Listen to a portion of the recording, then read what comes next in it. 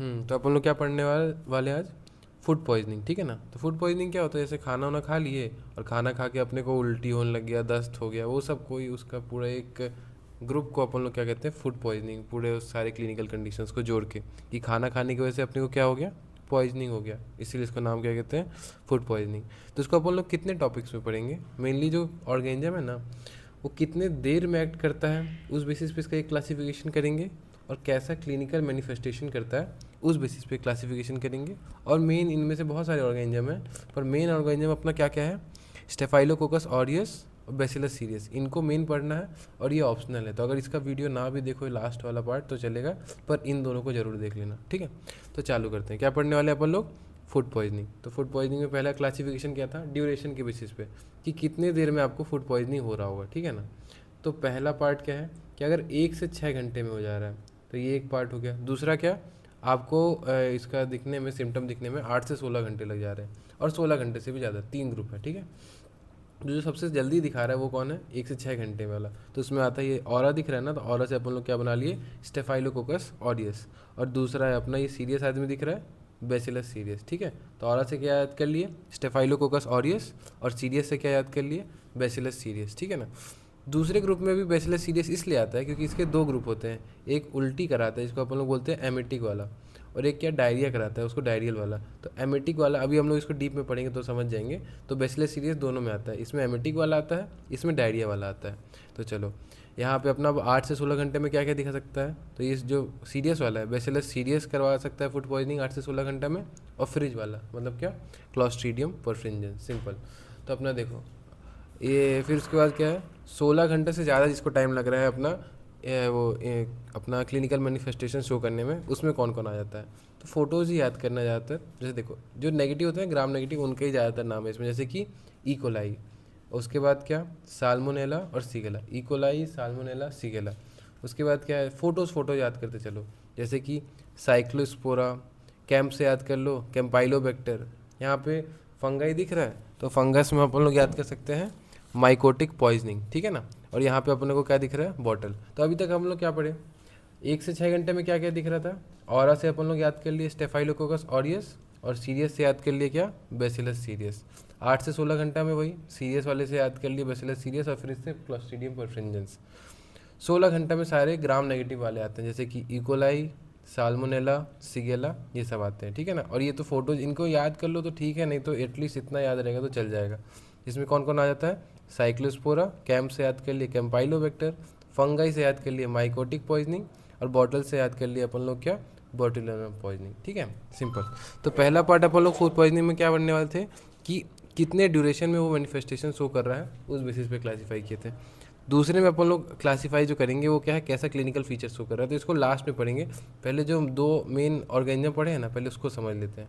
तो क्या था? स्टेफाइलोकोकस ऑरियस और बैसिलस सीरियस, ये दोनों 6 घंटे के अंदर ही फूड पॉइजनिंग करा देते हैं। तो इसको अच्छे से पढ़ना है बस, और सबको तो बस नाम याद करना है। तो देखो स्टेफाइलोकोकस ऑरियस, फूड हैंडलर्स मतलब जो अपन लोग स्ट्रीट से खाना नहीं खाते हैं, उन लोगों से चालू होता है। तो उनका खाने में क्या क्या रहता है? जैसे वो लोग सलाद बेच रहे हैं, मान लो मायोनीज बेच रहे हैं या पेस्ट्रीज, इनका नाम याद रख लो, क्योंकि क्या क्लिनिकल क्वेश्चन में ना इन्हीं का नाम लिख के आएगा कि सलाद खाने से हुआ, कि मायोनीज खाने से हुआ, या पेस्ट्रीज। फोटो से याद करने की कोशिश करो। तो ये खाया ना आदमी, तो उसके अंदर क्या था? ये स्टेफाइलोकोकस था। स्टेफाइलोकोकस वहाँ पे रहा, अगर बहुत देर तक हम लोग खाना बाहर छोड़ दिए तो ये खाने में आ जाएगा, और फिर वहाँ पे मल्टीप्लाई करेगा, और मल्टीप्लाई करने के बाद क्या करेगा? वहाँ पे टॉक्सिन प्रोड्यूस करेगा। तो कौन सा टॉक्सिन होता है? एंटेरोटॉक्सिन। एंटेरोटॉक्सिन क्यों कहते हैं? क्योंकि वो इंटेस्टाइन पे बाइंड करता है, इसलिए एंटेरोटॉक्सिन कहते हैं, ठीक है ना। तो इस टॉक्सिन के बारे में समझते हैं क्या होता है, मेन ये जरूरी है। ये प्री फॉर्म टॉक्सिन है, मतलब क्या? ऐसा नहीं कि हम लोग के पेट में गया फिर वहाँ जाके टॉक्सिन बनाया, नहीं। ये खाने में जैसे ही बना ना, मल्टीप्लाई करा था, तभी यहाँ पे टॉक्सिन बनाने लग गया। तो जब ये पेट में गया तो अपने पास टॉक्सिन पहले से प्रोड्यूस था, जब खाने में था वहीं पे वो बना लिए, जैसे हम लोग खाए तो हमारे पेट में टॉक्सिन घुसा, इसलिए अपन लोग इसको कैसे बोलते हैं? प्री फॉर्म टॉक्सिन, ठीक है ना, पहले से बना बनाया है। तो अगर ये प्री फॉर्म्ड है, पहले से बना बनाया है, तो अपने अंदर डिजीज़ भी बहुत जल्दी करेगा। इसलिए देख, इसका जो इंक्यूबेशन पीरियड होता है बहुत जल्दी सिम्टम्स दिखाता है, 1 से 6 घंटे में, इसीलिए इसको कर देता है, ठीक है ना। दूसरा जो प्री फॉर्म्ड है ना, अब देखो पहले से बना बनाया है, तो उसको देखो स्टमक से होके गुजरना पड़ेगा, फिर इंटेस्टाइन में पहुंचेगा। और स्टमक में क्या होती है? गर्मी होती है, तो गर्मी को झेलने के लिए उसको क्या होना चाहिए? हीट स्टेबल टॉक्सिन होना चाहिए, ठीक है, और साथ में उसको गैस्ट्रिक एसिड का रेजिस्टेंट भी होना चाहिए, सिंपल। तो टॉक्सिन के अपने 3 प्रॉपर्टी हुए। पहली बात, वो पहले से बने हुए थे इसलिए इसको प्रीफॉर्म टॉक्सिन कहे, इसलिए इसका इंक्यूबेशन पीरियड 1 से 6 घंटे का है। दूसरा, इसको गर्मी से स्टेबल रहना था तो हीट स्टेबल टॉक्सिन, और गैस्ट्रिक एसिड से भी रेजिस्टेंट रहना था, सिंपल। तो अपन लोग देखिए स्ट्रीट फूड से खाए, फूड आइटम क्या क्या बेच रहा था वो, सलाद, मायोनीज या फिर पेस्ट्री, ये बेच रहा था। तो उसमें क्या था अपना एंटेरोटॉक्सिन, और ये एंटेरोटॉक्सिन कैसा था, प्रीफॉर्म टॉक्सिन था, हीट स्टेबल था और गैस्ट्रिक एसिड का रेजिस्टेंट था। अब ये करता क्या, तो जैसे टॉक्सिन रिलीज हुआ ना, ये टॉक्सिन अपने ब्लड से जाएगा और कहाँ पहुँच जाएगा, न्यूरॉन पे, और न्यूरॉन में क्या स्टिमुलेट करेगा, एक दो टाइप के, एक वेगस नर्व को स्टिमुलेट करेगा, वहीं स्टमक में क्या होता है, पैरासिम्पैथेटिक नर्व का सप्लाई होता है, जैसे कि वेगस नर्व। तो वेगस नर्व को स्टिमुलेट करेगा, साथ में ब्लड के थ्रू गया कहाँ पास, ब्रेन के पास, और ब्रेन में एक सेंटर होता है, इसको क्या कहते हैं, वॉमिट सेंटर, उसको स्टिमुलेट करेगा। तो वेगस नर्व को भी स्टिमुलेट कर दिया और ब्रेन में जाके वॉमिट सेंटर को स्टिमुलेट कर दिया। दोनों को जब स्टिमुलेट किया तो अंत में होगा वॉमिट। क्यों हो रहा है ये इसलिए बता रहा है कि पेरिस्टाल्टिक मूवमेंट के कारण, बहुत तेज तेज मूवमेंट होने लग जाएगा तो अपने मुंह से कंटेंट बाहर आ जाएगा, सिंपल। तो ये अपना एक्शन हुआ, क्या हुआ, टॉक्सिन निकला, ब्लड में गया और जाके 2 जगह बाइंड किया, एक तो ब्रेन में और एक तो नर्व में, वेगल नर्व को स्टिमुलेट किया और वॉमिट सेंटर को, जिसके कारण अपना पेरिस्टाल्टिक मूवमेंट हुआ और अपने को उल्टी हो गया, सिंपल। और इसके कारण क्या क्या आ रहा होगा, तो वही नोजिया, वॉमिटिंग, ये तो याद रहता है अपने को, और डायरिया भी हो जाता है, और हाइपोटेंशन। हाइपोटेंशन क्यों, अब देख, नोजिया वॉमिटिंग होगा, डायरिया होगा, तो अपने अंदर से क्या, पानी का कमी होगा और डिहाइड्रेशन हो जाएगा, तो क्या अपने पास ब्लड में भी वॉल्यूम घट जाएगा, इसलिए हाइपोटेंशन हो जाता है, सिंपल। तो जो एंटेरोटॉक्सिन पढ़े ना हम लोग कि क्या था, वो प्रीफॉर्म टॉक्सिन था, हीट स्टेबल था, गैस्ट्रिक एसिड रेजिस्टेंट था, उसको अब इसका जो लैब डायग्नोसिस हम लोग करते हैं ना, तो मेनली यही इस टॉक्सिन को डिटेक्ट करने की कोशिश करते हैं। तो ये देखो इसके डिटेक्शन कैसे करेंगे, बेसिकली टॉक्सिन है, टॉक्सिन क्या होता है, एक प्रोटीन होता है, तो या तो इसका प्रोटीन डिटेक्शन कर लो, या तो ऑर्गेनिज्म में इसका वो बनाने वाला जीन होगा उसको डिटेक्ट कर लो। तो प्रोटीन कैसे डिटेक्ट करोगे, एलिसा या फिर लेटेक्स टेस्ट, और जीन कैसे डिटेक्ट करेंगे अपन लोग, पीसीआर से, सिंपल। इसका सीरोटाइपिंग याद करने की जरूरत नहीं है, यहाँ तक अगर याद कर लिए इसको तो सही है, बस सुनने के लिए सुन लो। सीरोटाइपिंग में क्या है, इसका बहुत से ए से लेके एफ तक होता है, तो जो ए वाला होता है वो सबसे खतरनाक होता है और वही सबसे कॉमन होता है, यही फूड पॉइजनिंग कराता है। जबकि जो टाइप एफ अगर एंटेरोटॉक्सिन निकल रहा है ना, तो वो फूड पॉइजनिंग नहीं कराएगा, पर वो क्या कराएगा, टॉक्सिक शॉक सिंड्रोम, ये अपन लोग स्टेफाइलोकोकस ऑरियस वाले अलग से यूनिट बनाएंगे तब पढ़ेंगे, तो टॉक्सिक शॉक सिंड्रोम कराता है, सिंपल। तो अपन लोग क्या पढ़ लिए, स्टेफाइलोकोकस ऑरियस कैसे फैला, फूड हैंडलर्स के पास खाना था, सलाद, मायोनीज और डेयरी, उसके अंदर क्या था, ऑर्गेनिज्म अगर ज़्यादा देर तक रह दिए तो मल्टीप्लाई किया, उसने टॉक्सिन बनाया, और वो टॉक्सिन कैसा था, प्रीफॉर्म, हीट स्टेबल और गैस्ट्रिक एसिड रेजिस्टेंट, वो जाके नर्व से बाइंड किया, नर्व में भी कौन से, वेगस नर्व और वॉमिट सेंटर, और अपना पेरिस्टाल्टिक मूवमेंट करा के उल्टी करा दिया। सिम्टम वही हुआ, नोजिया, वॉमिटिंग, हाइपोटेंशन और डायरिया, सिंपल। अब अपन लोग आते हैं किस पे, बैसिलस सीरियस वाले पे। 2 मेन अपने को पढ़ना था ना, एक स्टेफाइलोकोकस ऑरियस को और एक बैसिलस सीरियस को, ठीक है ना। तो देखो वही अपना जो 1 से 6 घंटे वाला था, कौन कौन था, स्टेफाइलोकोकस ऑरियस और बैसिलस सीरियस। तो अब बैसिलस सीरियस पे जाते हैं। तो देखो बैसिलस सीरियस, उसका सोर्स क्या था, फूड हैंडलर्स था। इसका सोर्स फूड हैंडलर नहीं होता, जमीन होता है, मतलब क्या, इनहेबिटेंट ऑफ सॉइल, सॉइल में पाया जाता है। तो सॉइल से जो भी चीज़ें उग रही है ना उनमें, तो या तो पौधों से निकलेगा, पौधों के खाने से, या तो फिर अपना जो एनिमल सोर्स से हम लोग खाना निकालते हैं वो, जैसे कि सीरियल्स, वेजिटेबल, स्पाइसेस, इन सब में ये पाया जाएगा। या तो फिर अपना जो जानवरों से आ रहा है, जैसे कि मिल्क और मीट, उन मतलब बेसिकली ये अपने नेचुरल प्रोडक्ट से निकल रहा है डायरेक्ट, इसको कोई प्रोसेसिंग नहीं चाहिए, ठीक है ना। तो यहाँ पे आया, ये इसका सोर्स हुआ, वहाँ पे मल्टीप्लाई किया इनके अंदर ये, और फिर जाके फिर टॉक्सिन प्रोड्यूस करेगा। अब ये टॉक्सिन जब हम लोग खाना खाएंगे तो अपने अंदर क्या टॉक्सिन आ जाएगा। तो देखो टॉक्सिन 2 टाइप का है, अभी मैंने क्या बताया था, बैसिलस सीरियस यहाँ भी आ रहा है, बैसिलस सीरियस यहाँ भी आ रहा है। क्यों, क्योंकि टॉक्सिन 2 टाइप का प्रोड्यूस होता है। अगर वो एमिटिक टाइप का टॉक्सिन प्रोड्यूस कर रहा है तो वो एमिटिक बैसिलस सीरियस होगा, अगर वो डायरिया कराने वाला टॉक्सिन प्रोड्यूस कर रहा है तो डायरियाजेनिक बैसिलस सीरियस होगा। तो वही देखो, जो टॉक्सिन प्रोड्यूस कर रहा है ना, वो 2, अगर वो ऊपर वाला काम करा रहा है, मतलब क्या, उल्टी करवा रहा है, एमिट, तो उसका एमिटिक टॉक्सिन कहलाएगा। अगर वो नीचे की तरफ एक्ट करा रहा है, मतलब क्या, डायरिया करा रहा है, तो डायरियल टॉक्सिन कहलाएगा। तो देखो एमिटिक टॉक्सिन कहाँ से निकलता है, मतलब एमिटिक टॉक्सिन जब अपन लोग चाइनीज़ खाना खाते हैं ना, इसमें याद करते रहना, बना बनाया, इसके लिए एक ट्रिक याद कर लेना कि इसमें सब चीज़ बना बनाया रहेगा उल्टी वाले में। तो देखो चाइनीज़ फ्राइड राइस, मतलब क्या, यहाँ पे बना बनाया, अपन लोग ने राइस बनाया, ठीक है ना। तो टॉक्सिन कैसा रहता है उसके अंदर, प्री फॉर्म टॉक्सिन रहता है, ठीक है ना। तो पहले ही पढ़ के आए, प्री फॉर्म टॉक्सिन कैसे होते हैं, हीट स्टेबल टॉक्सिन होते हैं। तो अगर ये प्री फॉर्म टॉक्सिन है, अब पहले से बना बनाया, तो अपने अंदर मैनिफेस्टेशन भी जल्दी कर देगा, मतलब क्या, 1 से 6 घंटे में अपने को उल्टी आ जाएगा, सिंपल, ठीक है ना। उसके बाद इसका जो क्लिनिकल फीचर अपन लोग पढ़ेंगे, नाम ही इसका एमेटिक टाइप है, तो ये क्या करा रहा होगा, वॉमिटिंग करा रहा होगा, साथ में पेट में दर्द करा रहा होगा, सिंपल। जब इसको पढ़ेंगे ना तो इसको कंपेयर करते चलेंगे तो जल्दी याद होगा। दूसरा पार्ट क्या था अपना जो नीचे ऐड कर रहा है, मतलब क्या, डायरियल टॉक्सिन। तो डायरियल टॉक्सिन इसका जो सोर्स है, जैसे इसके लिए अपन लोग अलग से सोर्स याद किए ना कि चाइनीज़ फ्राइड राइस, इसके लिए सोर्स नहीं याद करना, क्यों, इसमें यही सब वापस लिख दोगे तो काम हो जाएगा। तो ये उन्हीं में पाया जाता है।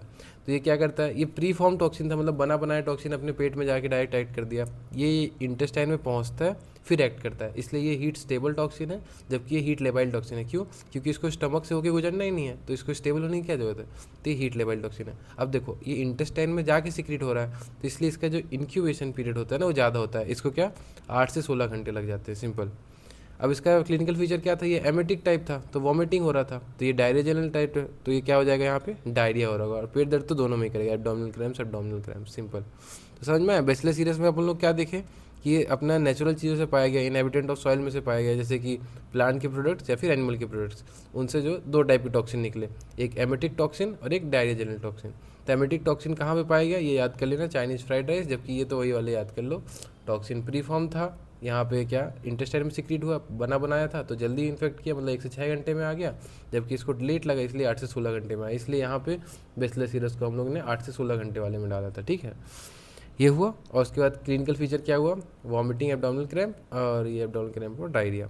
इसका लैब डायग्नोसिस याद मत करो, देखना सुनने के लिए सुन लो पर याद नहीं करो। MYPA होता है, मतलब क्या, इसमें एक अगार का यूज करते हैं, उस अगार में देखो पहले तो हम लोग उसको खाना देंगे, खाना क्या देंगे, शुगर दे देंगे, मतलब मैनीटॉल, और अपना ये एग योग, और फिर एंटीबायोटिक्स दे देंगे कि और सबको मार सके, तो पॉलीमिक्सिन भी दे देंगे, और इंडिकेटर एक फिनॉल रेड होता है, तो इसको मत याद करो, पर सुनने के लिए था कि mannitol, egg yolk, polymyxin, phenol red, agar, ये MYPA, इसी से इसको डायग्नोस किया जाता है, सिंपल। तो अपना ये याद हो गया कि ड्यूरेशन के बेसिस पे क्लासिफिकेशन किए थे, स्टेफाइलोकोकस हो गया, बैसिलस सीरियस हो गया।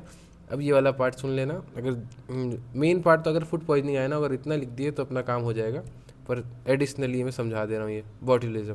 तो देखो इसका जो सोर्स होता है ना, ये नहीं है, बेसिकली जो अपना बॉटल्ड फूड कैन और वो सब होता है ना, उनसे पाया जाता है ये, ठीक है। तो मैंने इसका फ़ोटो क्यों लगाया, क्योंकि पहले के ज़माने में ये सॉसेज भी बॉटल में पैक होके आते थे, तो उसमें क्या यही टॉक्सिन रहता था, तो सॉसेज का नाम ही बॉट्यूल था, तो बॉट्यूल से बॉटुलिज्म निकाला गया है। तो देखो इतना याद करने की जरूरत नहीं, याद क्या करना है, ये याद करना है। तो देखो इसके अंदर क्या है अपना क्लॉस्ट्रीडियम बॉटुलिनम, तो क्लॉस्ट्रीडियम बॉटुलिनम के पास ना कुछ चीज़ होगी और कुछ चीज़ नहीं होगी, तो क्या होगा, मतलब ग्राम स्टेनिंग पॉजिटिव होगा और स्पोर होगा, तो होगा क्या नहीं, वो ऑक्सीजन को सर्वाइव नहीं कर पाएगा, मतलब ऑब्लिगेट एनारोब होगा, और साथ में ये इसके पास ताकत नहीं होगी अटैक कर सके, मतलब ये नॉन इन्वेजिव होगा, सिंपल। तो क्लॉस्ट्रीडियम बॉटुलिनम के पास क्या क्या था, कुछ चीज़ था, मतलब ग्राम पॉजिटिव था, स्पोर फॉर्मिंग था, और कुछ चीज़ नहीं था, तो एनारोबिक और नॉन इन्वेजिव। अब ये बॉटुलिनम से क्या निकल रहा होगा, बॉटुलिनम टॉक्सिन। तो देखो ये बैक्टीरिया आया अपने अंदर, अब ये सेल के अंदर घुसेगा, ये टॉक्सिन पहले से नहीं बनाता है, ये सेल के अंदर जाता है, अब वहाँ जाके टॉक्सिन निकालता है, और वो टॉक्सिन सेल को मार देता है, तो जैसे ही मारा सेल टूटा तो उसके अंदर से टॉक्सिन निकला, वो टॉक्सिन फिर कहाँ चला जाएगा, ब्लड के अंदर, और ब्लड में बेसिकली वो एक्टिव टॉक्सिन नहीं रहेगा, प्रोटॉक्सिन रहेगा ब्लड के लिए, तो वहाँ पे जो इंजाइम्स रहेंगे उसको तोड़ के एक्टिव टॉक्सिन बनाएंगे, और एक्टिव टॉक्सिन क्या करेगा, नर्व पे बाइंड कर रहा होगा, और नर्व पे बाइंड करके कौन से रिसेप्टर पे बाइंड करेगा, एसिटाइलकोलिन, तो न्यूरोट्रांसमीटर पता है ना, तो एसिटाइलकोलिन से बाइंड करेगा, और एसिटाइलकोलिन क्या करा देगा, फिर अगर रिसेप्टर पे बाइंड हो जाएगा तो और इसको इनिबिट कर देगा, तो अगर रिसेप्टर इनिबिट हो गया तो अपना क्या कॉन्ट्रैक्शन रिलैक्सेशन हो ही नहीं पाएगा, तो अपन लोग किस कंडीशन में चल जाएंगे, फ्लैसिड पैरालिसिस, तो तेज़ हो गया होगा। देखो क्या हुआ, बेसिकली बैक्टीरिया आया किसके अंदर, सेल के अंदर आया, सेल के अंदर उसने क्या निकाला, टॉक्सिन, और टॉक्सिन से सेल मर गया, सेल जब मर गया तो उसके अंदर से टॉक्सिन बाहर निकला किस में चला गया, ब्लड में उसको फिर अपन लोग ने एक्टिव किया, और वो एक्टिव किससे बाइंड किया, अंत में नर्व से। यहाँ पे भी अपन लोग नर्व से बाइंड करवा रहे थे, देखो स्टेफोरियस में भी नर्व से बाइंड करा रहे थे, वेगस नर्व और वॉमिट सेंटर से, यहाँ पे भी नर्व से बाइंड करा रहे हैं, पर नर्व में यहाँ पे क्या करा रहे हैं अपन लोग, एसिटाइलकोलिन रिसेप्टर को इनिबिट करा दे रहे हैं, और इनिबिट करा दे रहे हैं तो अपन लोग को क्या हो जा रहा है, पैरालिसिस हो जा रहा है, सिंपल। तो इसके मैनिफेस्टेशन क्या होता है, देखो अब एसिटाइलकोलिन का रिसेप्टर ही ब्लॉक हो गया है, तो देखो अगर मसल पे रिसेप्टर प्रेजेंट है तो क्या हो जाएगा, स्केलेटल मसल प्रेजेंट है तो क्या हो जाएगा, फ्लैसिड पैरालिसिस, और स्मूथ मसल में प्रेजेंट है तो या तो कॉन्स्टिपेशन, अपना इंटेस्टाइन काम नहीं कर रहा है, रेस्पिरेटरी मसल नहीं चल रहा तो रेस्पिरेटरी मसल पैरालिसिस, सिंपल। और अगर आई पे प्रेजेंट तो डिप्लोपिया, अब आपको बताना है कि डिप्लोपिया क्या होता है इस वीडियो के कमेंट्स में, ठीक है। और टेंडन में अगर ये ब्लॉक हो गया तो टेंडन नहीं काम कर रहा होगा, मतलब क्या टेंडन रिफ्लेक्स घट जाएंगे, सिंपल, कुछ नहीं है। तो अगर इतना भी लिख दो कि रिसेप्टर ब्लॉक हो रहा है तो भी काम हो जाएगा, एक्स्ट्रा में ये है कि स्केलेटल मसल का पैरालिसिस कर रहा है, स्मूथ मसल में कॉन्स्टिपेशन और रेस्पिरेटरी मसल पैरालिसिस कर रहा है, इसका डिप्लोपिया और डिक्रीज टेंडन रिफ्लेक्स। डायग्नोसिस कैसे करोगे, मैंने क्या बताया था, अभी इसके पास कुछ है कुछ नहीं है, तो क्या था इसके पास, ग्राम स्टेनिंग था, तो ग्राम स्टेनिंग में ग्राम पॉजिटिव पाया जाएगा। कुछ नहीं था, मतलब क्या, एनारोब था। एनारोब को कल्चर के लिए हम लोग क्या यूज करते हैं, RCM ब्रॉथ, मतलब रॉबर्टसन कुक्ड मीट ब्रॉथ, तो उसका इस्तेमाल कर लो, सिंपल। और टॉक्सिन अगर निकाल के दिखाना है तो क्या, जैसे बैक्टीरिया लो, बैक्टीरिया को अपन लोग माउस के अंदर डाले, वहाँ पे वो माउस को मार देगा तो पता चल जाएगा कि ये टॉक्सिन प्रोड्यूस करने वाला बैक्टीरिया है, तो क्लॉस्ट्रीडियम बोटुलिनम उससे कंफर्म कर सकते हैं, सिंपल। जिसको याद क्या करना था, कुछ इसके पास होता है जैसे ग्राम स्टेनिंग और स्पोर, और कुछ नहीं होता जैसे कि इसमें ऑक्सीजन नहीं कर पाएगा और इन्वेजन नहीं कर पाएगा, सिंपल। टॉक्सिन जाके अपना इससे नर्व से बाइंड किया, रिसेप्टर ब्लॉक किया, पैरालिसिस हो गया।